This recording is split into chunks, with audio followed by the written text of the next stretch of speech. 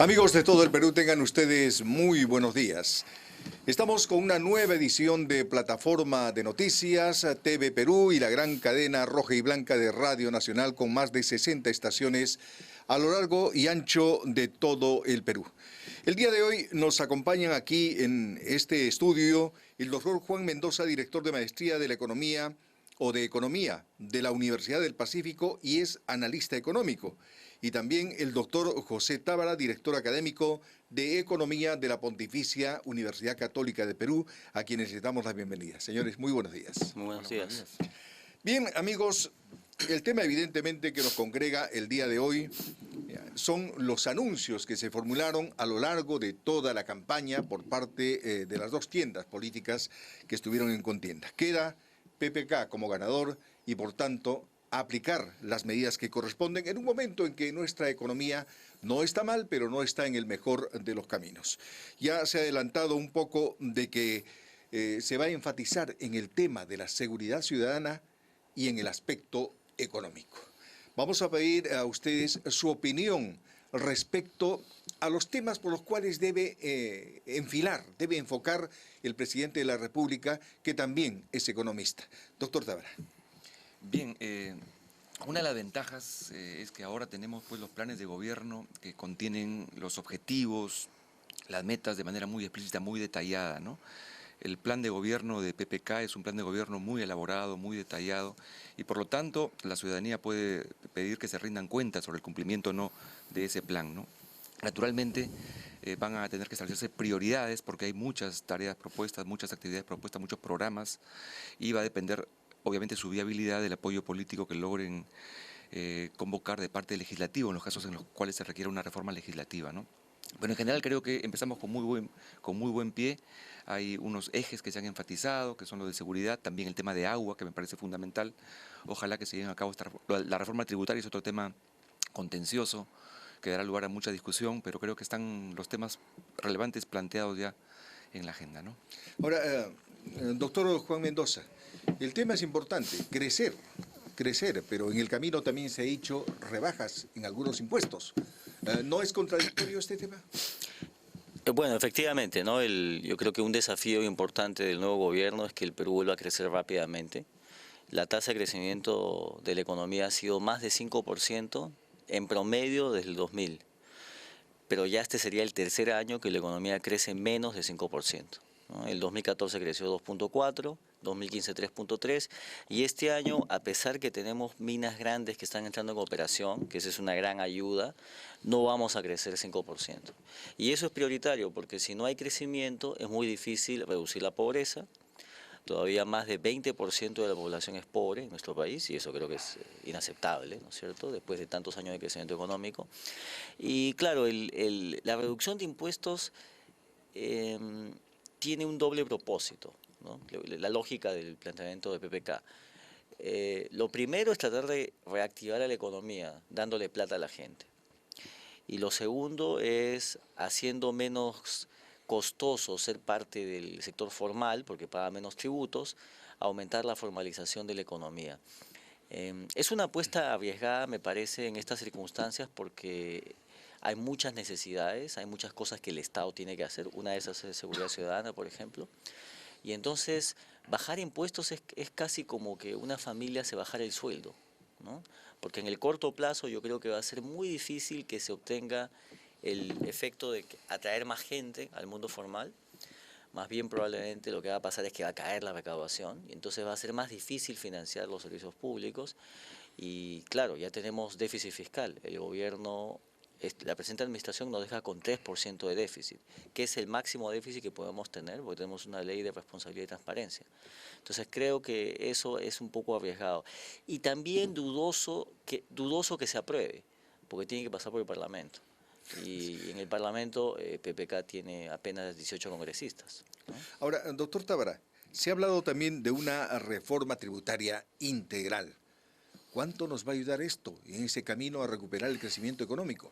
Yo también leí el término reforma tributaria integral en el plan de PPK y me generó expectativas, ¿no? Que iba a ser una reforma que iba a apuntar pues efectivamente a un salto cualitativo importante, un tamaño fiscal del Estado menos raquítico del que tenemos ahora, en comparación casi con cualquier estándar. Pero no, la reforma tributaria integral que plantea PPK considera que en el escenario optimista, en el mejor de los casos, aumentaría en 2 puntos la recaudación, lo cual no es ningún cambio espectacular, nada significativo, ¿no? Pero, ¿qué contendría sustancialmente esa reforma tributaria Bueno, hay una integral? reducción progresiva del IGB, hasta 15%, entiendo que lo querría llevar hacia el final de su mandato. Él apuesta que eso va a incidir en un aumento, una expansión de la base tributaria. O sea, una reducción porcentual del IGB no necesariamente supone una reducción de la recaudación, puesto que si más gente paga, ese efecto contrarresta obviamente la reducción del porcentaje. También comprende incentivos tributarios a la reinversión casi automáticos de las utilidades de las empresas y un régimen especial para las pequeñas empresas, creo que para aquellas que venden menos de 2.300 o 2.500 UITs al año, algo así. Para ellas propone un régimen de 10% de impuesto a la renta o alternativamente un porcentaje, creo que es 2% de IGB. El objetivo central es ensanchar la base tributaria, lo cual me parece significativo, pero no plantea reajustes progresivos hacia arriba en las tasas de impuesto a la renta, impuesto a la riqueza, impuesto a la propiedad, por lo cual no estoy seguro que el impacto neto sea positivo, ¿no? En todo caso, él mismo reconoce en el plan que en el mejor de los casos sería 2% más en el producto, ¿no? Lo Ahora, cual no es mayor cambio, ¿no? ahora, doctor Mendoza, uno de los planteamientos también es reducir los sobrecostos, dice, los sobrecostos en general, ¿no? Y regulaciones perversas, que así lo califica. No sé exactamente cuando hablamos de sobrecostos a qué estamos refiriéndonos, si es a los sobrecostos laborales u otros sobrecostos que impiden a veces o frenan el crecimiento. Sí, bueno, en general hay dos tipos de sobrecostos, ¿no? Hay un sobrecosto que es el que se da en el mercado laboral, y ahí yo creo que no hay mucho de sobrecosto. Un sobrecosto a mí me parece es cómo está diseñado nuestro sistema de pensiones, ¿no? Porque, ¿qué cosa es sobrecosto? Sobrecosto es cuando lo que paga el empleador no lo recibe el trabajador. Por ejemplo, el trabajador recibe como 1.000 y al empleador le cuesta como 1.300. Esos 300 es un sobrecosto, ¿no? Entonces, y es una distorsión en el mercado laboral porque cuando uno va a esforzarse, se esfuerza como 1.000 porque recibe 1.000, pero al empleador le está costando más de 1.000. Entonces ahí hay un problema, ¿no? Eh, ¿Cuánto cuesta un empleo formal en el Perú? un O un empleo, aproximado. a ver, el estimado es que es más o menos como 55% de más. Es decir, para que alguien reciba 1.000, a la empresa le cuesta como un poco más de 1.500. Pero ahí se incluye algo que en mi opinión no es un sobrecosto, que es la CTS, ¿ya? O sea, a ver, cuando uno trabaja en planilla, ¿qué cosa recibe extra? O sea, ¿cuál es el costo adicional para el empleador que no recibe el trabajador? Número uno está lo que va a pensiones, a la AFP o a la ONP. Y yo creo que ahí sí, por lo menos la percepción del trabajador es que es un sobrecosto, antes de estas reformas, estas últimas reformas, porque hay poca relación entre lo que sale del bolsillo del empleador y por lo tanto se va a la contribución y lo que se recibe en el momento de la jubilación. También se incluye como sobrecosto la CTS. A mi opinión ese no es un sobrecosto, porque la CTS, ¿qué cosa es? Es una remuneración diferida. O sea, no le pagan a uno en el momento, le pagan después.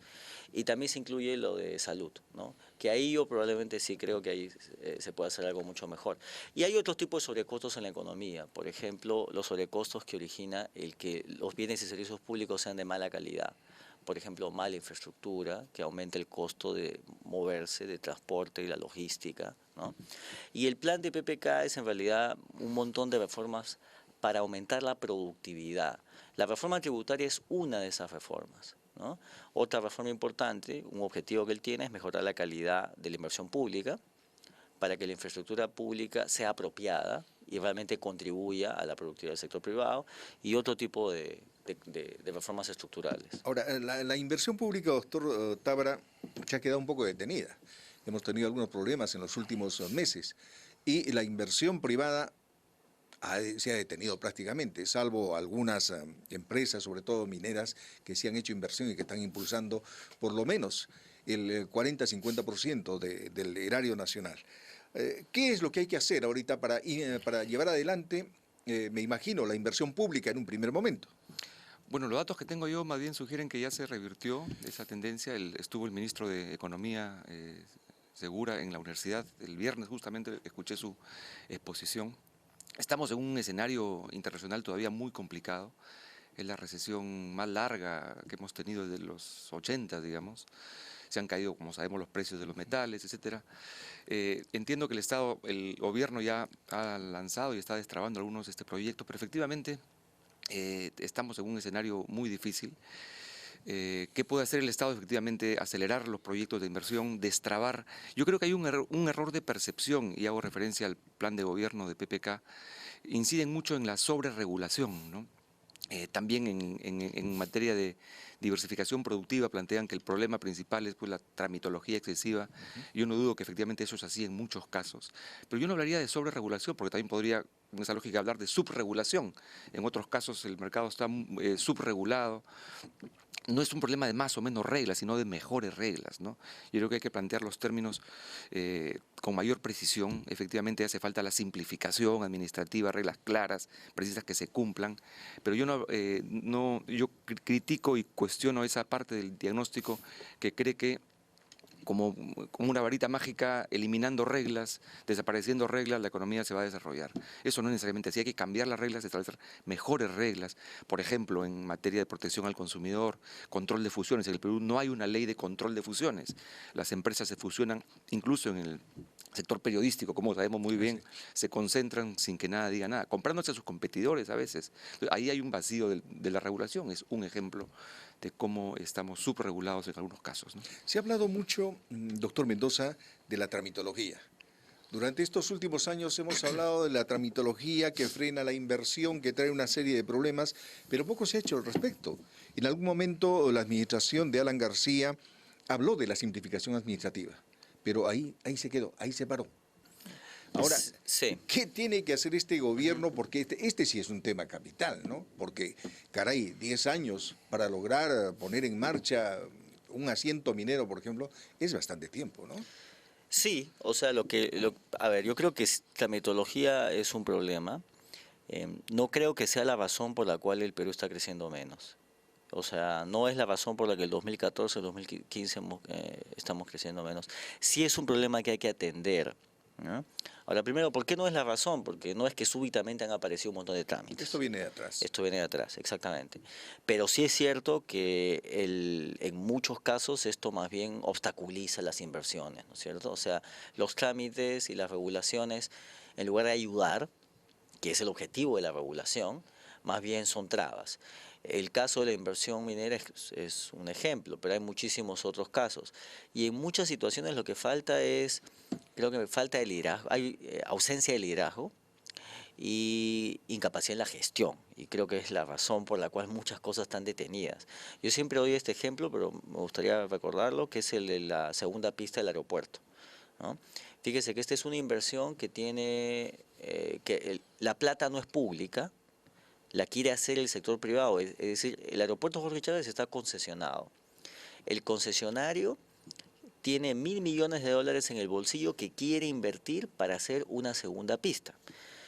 La mitad de los ingresos, 46% de lo que recibe el concesionario, van directamente a las arcas fiscales. Es decir, esta no es una inversión que cueste, sino más bien, si uno le quita las trabas, se hace y hay plata. Es un tremendo ejemplo, ¿no? Ya, y hace 12 años que no le entregamos los terrenos. Yo digo nosotros porque somos responsables. El Estado es una entelequia, somos todos, ¿no es cierto? El gobierno, los gobiernos de turno, no le puede entregar los terrenos. Y fíjese que no es un problema de que viva gente, porque uno puede decir, mira, vamos a tener que expropiar, eso socialmente es difícil. No, es un problema de una cosa que se llama interferencias. ¿Qué cosas son interferencias?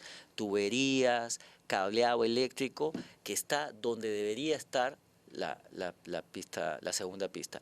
Eso es una cosa que, a ver, yo pienso ahí, no entiendo por qué no se puede hacer. Pasan los años, se le echa la culpa siempre a la administración anterior.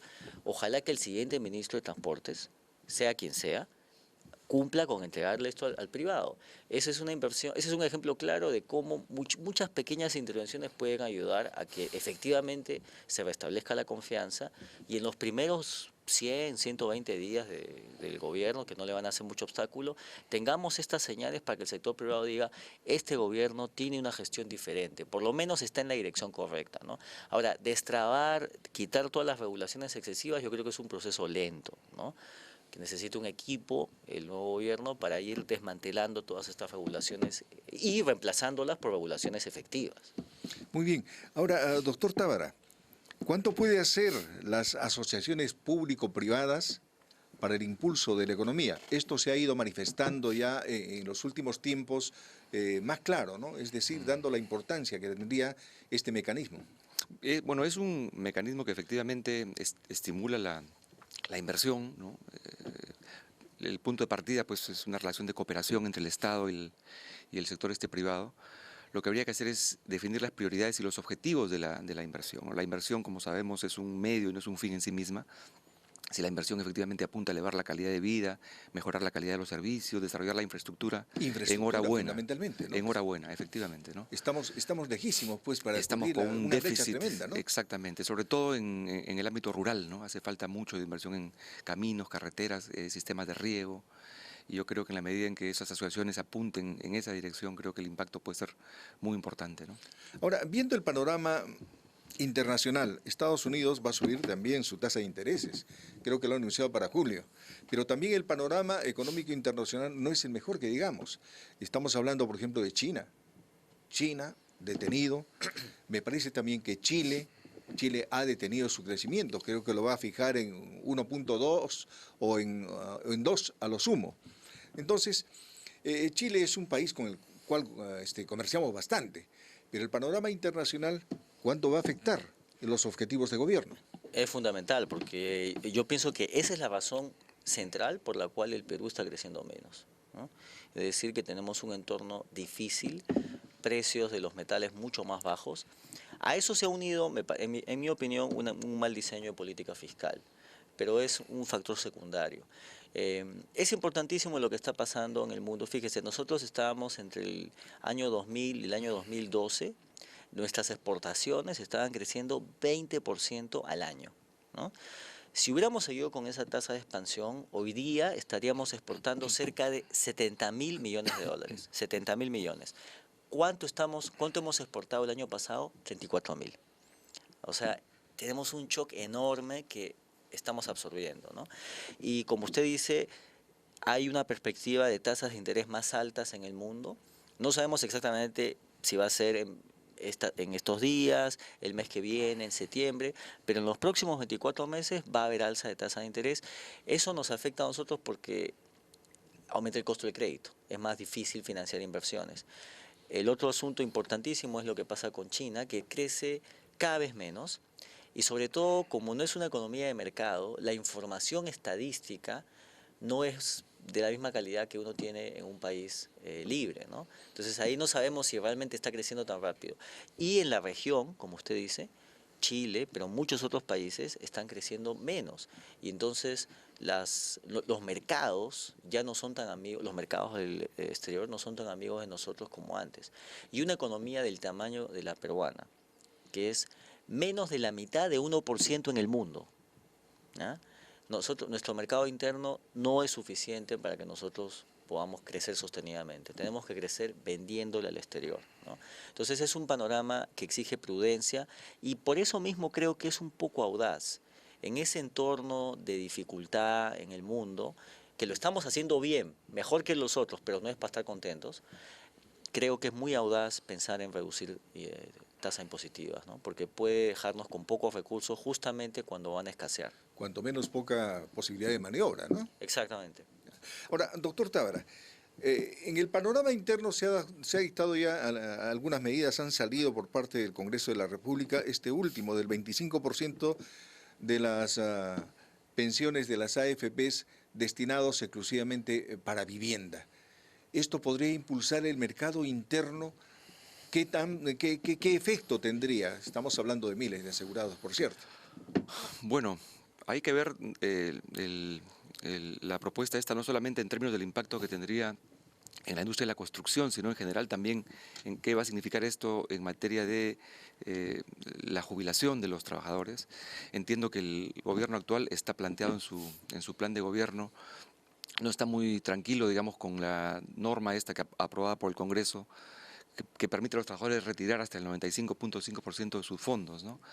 Eh, hay un debate ahí que creo que tiene que continuar en el legislativo, qué hacer para evitar, digamos, que los trabajadores no inviertan bien los recursos y al final requieran de un apoyo adicional del Estado.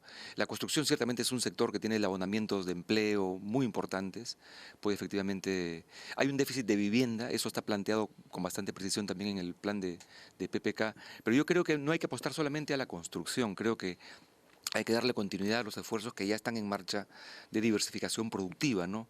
El ministro de Producción insiste mucho en la importancia de encender nuevos motores del crecimiento. Hay varios sectores que están totalmente subdesarrollados y con un enorme potencial, la industria forestal o la industria acuícola, ¿no?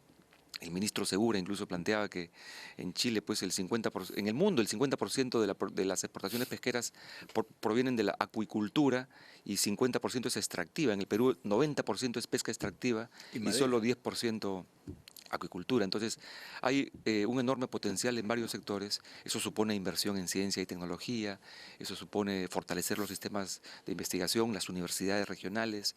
Hay que avanzar en varios frentes simultáneamente, ¿no? Bueno, pero eso también requiere un esfuerzo extraordinario, ¿no? Verónica Mendoza había planteado, por ejemplo, no a la minería, pero sí diversificar la producción.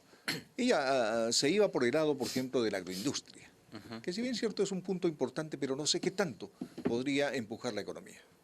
Bueno, mire, yo creo que diversificación es algo en lo que todos estamos de acuerdo, porque va a reducir la vulnerabilidad que tiene la economía a las fluctuaciones en el precio de un sector en particular. Por ejemplo, si el precio del cobre cae, va a pasar lo que nos está Que está pasando abajo, ahora, ¿no? ¿no es cierto? Claro, entonces ya, eso estoy de acuerdo.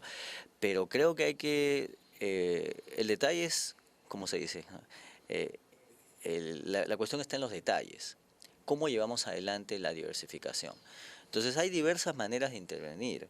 Una manera que se intentó en el pasado, felizmente no se ha hecho ahora, pero me parece que hay que tenerlo presente, es lo que se hizo en los años 70 y 80, que para diversificar la economía, por ejemplo, se diseñó un sistema de banca de fomento en que se daba crédito, que lo planteó Keiko y de alguna forma también lo ha planteado PPK, ¿no? El Banco Minero y el Banco Agrario, ¿no? Y a mí me parece que este tipo de intervención le termina costando al ciudadano, porque estos créditos usualmente no se pagan, ¿no? Con donación. Claro, entonces, y al final el Estado no es que exista, la plata no viene del cielo, eso le cuesta a todas las personas. O sea, cuando una banca de fomento fracasa y se tiene que poner plata del erario público, eso significa menos sueldo para los policías, menos carreteras, es decir, menos de las cosas que el Estado tiene que hacer de todas maneras, ¿no? Entonces, creo que lo que se ha hecho en estos años en diversificación, no estoy en desacuerdo, pero es un proceso más largo, ¿no? De largo plazo. Mientras tanto, yo pienso que para un país como el nuestro, ¿no? Que tiene la enorme ventaja de tener piedras, como se le dice, que valen, o sea, exportamos piedras, pero yo pienso, hay dos maneras de ver eso, ¿no? Uno lo puede ver como qué mal que exportamos piedras, y otro lo puede ver como hay un montón de países que quisieran exportar piedras, porque en muchos sitios las piedras no valen nada, ¿no? Digamos, el tamaño de la contribución que pueden tener estos proyectos detenidos en recursos naturales, algunos proyectos mineros a la economía, creo que en comparación a lo que uno podría tener en otros sectores es muy difícil de reemplazar, ¿no?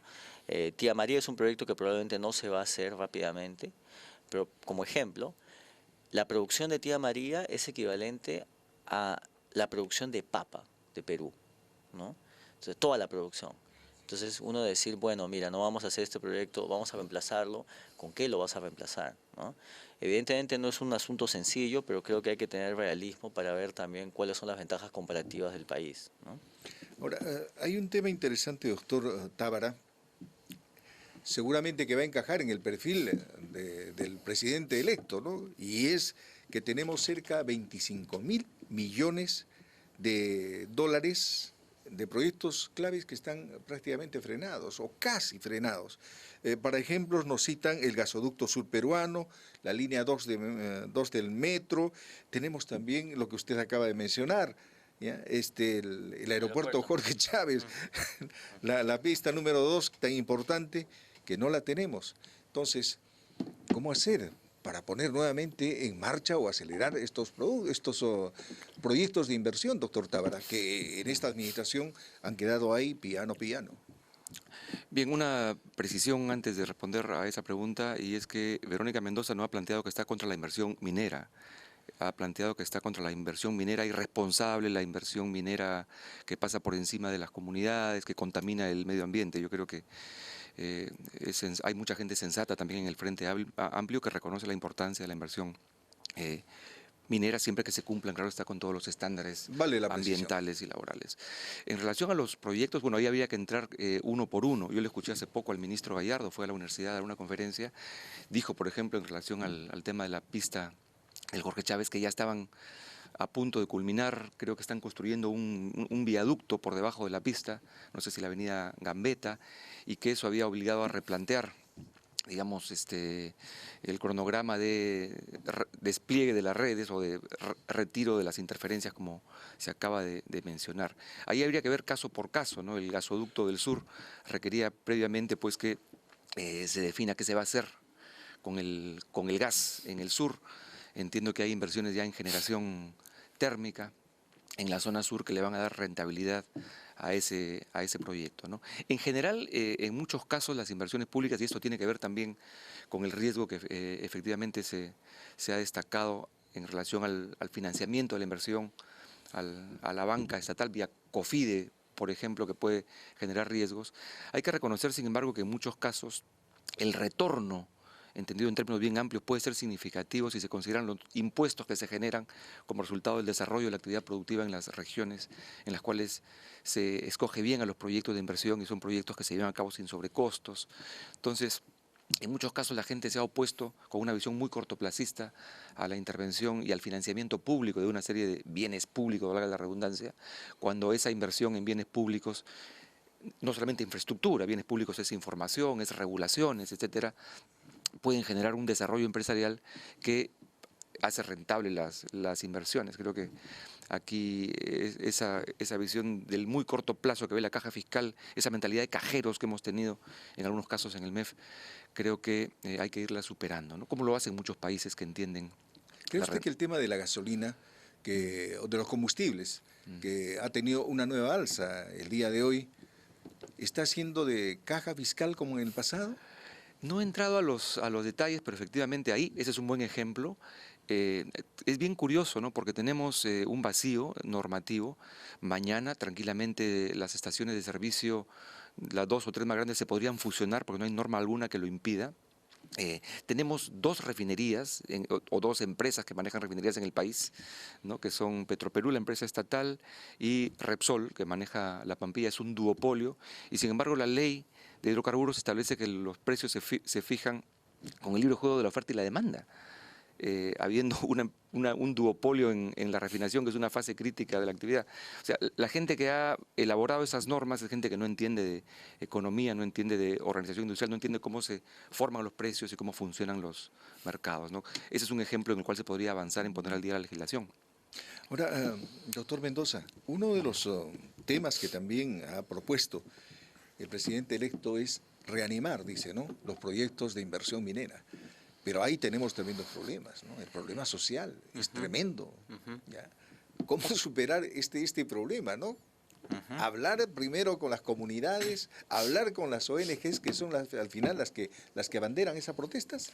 Sí, bueno, su planteamiento es una cosa llamada adelanto social. O sea, él quiere que en los sitios en que va a haber, en que se está desarrollando un proyecto minero, la plata llegue antes, para que la gente defienda el proyecto, digamos, ¿no? Y la plata la pondría el Estado. Eso suena muy bien. El problema es que creo que la conflictividad social no va a ser fácil de desmantelar, ¿no?